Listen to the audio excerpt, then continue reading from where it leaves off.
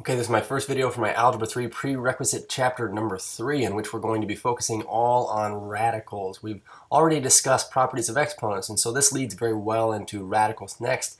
So the first thing I want to consider is essentially these two statements you see here, and it's that 4 squared is 16, but also that negative 4 squared is 16. The idea that we're going to confront in this video is that if we can exponentiate things and cause them to maybe grow, and sometimes, I guess, decay, what we'll want to do is have an inverse operation that would get us backwards, or a reverse operation with an unsquare a number, and we call this, say, the square root. So we say 1 square root of the number 16 is 4, but that's because that is the number we could square to get 16. And the other square root of 16 is also negative 4, but because also we could square negative 4 to get 16. So we say, in general, the statement we're going to use here is this: if b squared equals a, then we say b is the square root of a. And often you'll see that the square root symbol is written this way. We call this a radical symbol. Okay, so we have a radical symbol. Anything on the inside of the radical here, you can see that I've noted, is the radicand, and we say that this entire thing is a radical expression. Okay, and so often you'll see that the square root of this is listed as plus or minus 4, and it's very convenient to do that. But what we're going to do is concern ourselves with a non-negative square root, and we're going to refer to that non-negative square root as the principal square root. So I guess what I'm saying is it's possible to, or it's convenient to say that the square root of 16 is just 4, and we'll deal with the negative option in certain instances. Okay, so we say that the square root of a is equal to b, where b is some non-negative number, and we say that that is the principal square root of a. So very quickly, what I'd like to do is kind of evaluate these statements down here using the principal square roots as the solution. So we say, what's the square root of 81? What we're really asking is, what could I take times itself to get 81? And really what I can think of is I can say, well, I can think of 9 squared. So the square root, or the principal square root, would be positive 9. You'll notice that in this instance here, the square root of 9 is going to be 3. 3 times itself is 9. But the negative's out front. So really what we're going to get is, evaluating the square root first, we get 3, and that negative still maintains itself out front because, let's face it, there's a negative 1 out front. Okay, looking at C. Now this is interesting. We say, okay, well, the square root of a quotient, which part of this should I take the square root of? We're going to learn that you take the square root of both the top and the bottom, and the numerator and the denominator. But for now, we say, what could I take times itself to get 1 over 25? I'm thinking that it's got to be 1 over 5. Okay, so really quickly, I do want to look at these two here. There's a difference between these two. As a matter of fact, I'd say, looking at E first, we say the square root of 36 is 6, and the square root of 64 is 8. So adding those together, we get a 14 for a value for this expression. Whereas if I were to do this here, the rule of thumb is that you always simplify first. Simplify the radicand if you can. Okay, so in this case, we can, and this simplifies out to the square root of 100, which comes out to be 10, which is, excuse me, not equal to this expression here. So let's be careful that you say that the square root of a sum is not the sum of the square roots. Okay. So before we move on to our two basic rules, which are product and quotient rules, let's talk about simplifying expressions of the form square root of a number squared. Okay. And it's kind of like what you see that I've got written right here. We said the square root of 9 squared was just 9. And in general, we could say that the square root of a squared is just going to be a, because a was the number we're squaring on the inside to get that value. So you'll notice that the only difference here is that I say the absolute value of a, which is going to be some non-negative value, which is our principal square root. So for instance, the square root of 4 squared is just, well, 4. I do want to be careful here, though. So would that mean that the square root of negative 4 squared would be negative 4? And the idea here is that, again, you must simplify what's on the inside first if you can, and then take the square root of it. So you'll notice that we get 4 in both instances, not negative 4 in the second instance. So now you heard me refer to product and quotient rules. Now these are bread and butter. We're going to use these all of the time to simplify radical expressions. So let's take a look at the product rule first. We say that if a and b represent non-negative real numbers, then we say the square root of a times b is the square root of a times the square root of b, which allows us really to split the radical sign up amongst all of the different factors in this product. Excuse me. And likewise, if you were to multiply two radicals that have the same indices, okay, these are both square roots, say, we could put them all underneath one radical and multiply them inside the radicand, okay?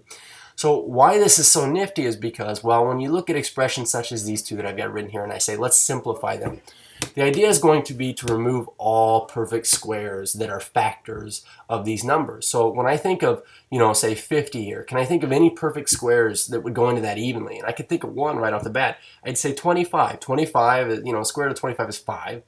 But the thing is, I can think of an even bigger perfect square that goes into this. So our method here is going to be basically this. We say this is 5 times 100. Now, I'll tell you, When I extract perfect squares here, at this point I would say, well, I know the square root of 100 is 10. I'm going to put the 10 out front. I'm going to say 10 root 5. And this is what this comes out to be. But the reason why I'm mentioning that here is because we have the product rule says that these two things would really be the square root of 5 times the square root of 100, which the square root of 100 is 10. And so you'll notice that that is where I'm getting my 10. And also that we list that out front, kind of like we list coefficients for variables, even though that's not a coefficient. Okay, so we say 10 root 5 would be the simplified form because there are no other perfect square factors of 5. Okay, so now looking at this next example, we say, well, you know, this doesn't have any perfect square factors inside of it. There's nothing squared that I can think of that is a factor of that. Neither is this.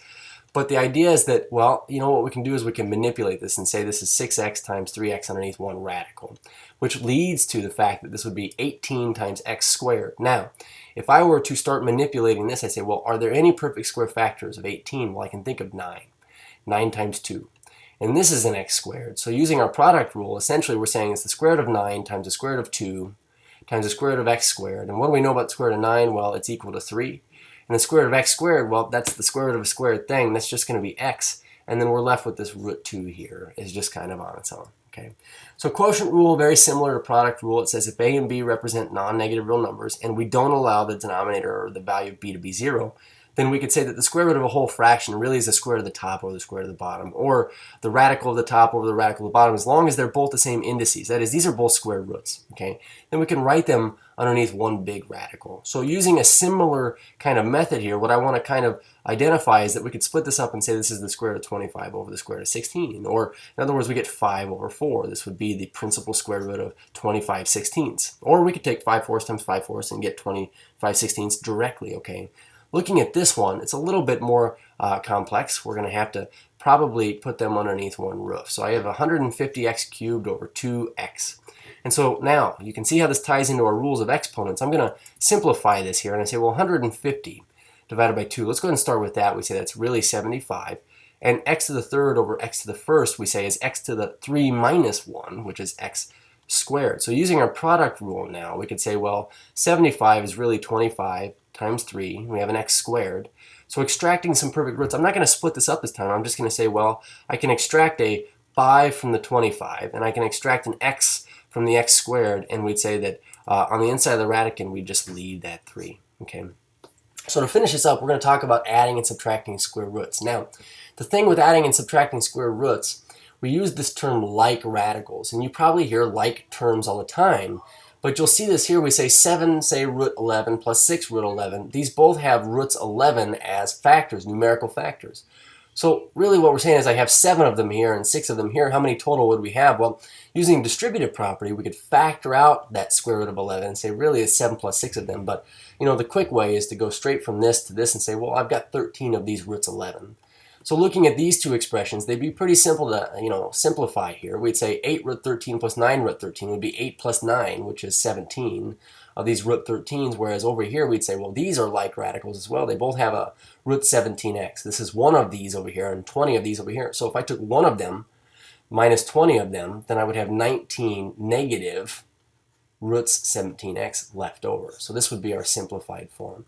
The thing I want to point out, though, is that, you know, sometimes you're going to have expressions like this where these are not like radicals, but that doesn't mean they can't be simplified. It just means that sometimes we're going to have to use our simplification techniques from over here first. Like, for instance, the square root of 8 is the same thing. We could rewrite this as the square root of 2 plus the square root of 4 times 2, where we'd say, well, you know, the square root of 4 is 2. So now we have the root 2 plus 2 root 2, which gives us 3 of these root 2 things. And that would be our simplified form of this. So we'd write this as one radical term instead of many radical terms if at all possible. So let's try that again down here before we kind of sign off. But we say 5 roots 27 plus root 12. How could we deal with this? Now I identify right off the bat that maybe I could combine these, but they're not like radicals. So let's go ahead and work with simplifying them. What perfect squares that we identify going to 27? 9 is a perfect square, and we also say, well, what perfect squares would go evenly or be a factor of 12? We say 4. So when I simplify these now, I could say, well, I'm extracting the square root of 9. Now the thing to keep in mind here is remember that this is 5 times the square root of 9 times the square root of 3. So when you say that the square root of 9 is 3, you're really saying 5 times 3 times root 3, which gives us 15 root 3. We could have done that directly by saying, you know, I'm going to extract a 3 out front. It's just that you need to remember that we're multiplying by whatever was already out front. So we get 15 root 3, and we're going to add that to, now when I'm extracting the square root of 4, we get 2, we'd say 2 root 3. So really the simplified expression, I guess I'll write it down here, would be 17 of these roots of 3. And even when you're dealing with variables, this is still something we can do. We could say, well, 6 times the square root of 18x. Well, I know that the 18 is 9 times 2 times x. Minus, now I have 4 times, radical 4 times 2 times x. I'm going to go a little bit quicker on this one. We say, well, the square root of 9 is 3. We'll take that out front and multiply it by the 6. And the square root of 4 is 2.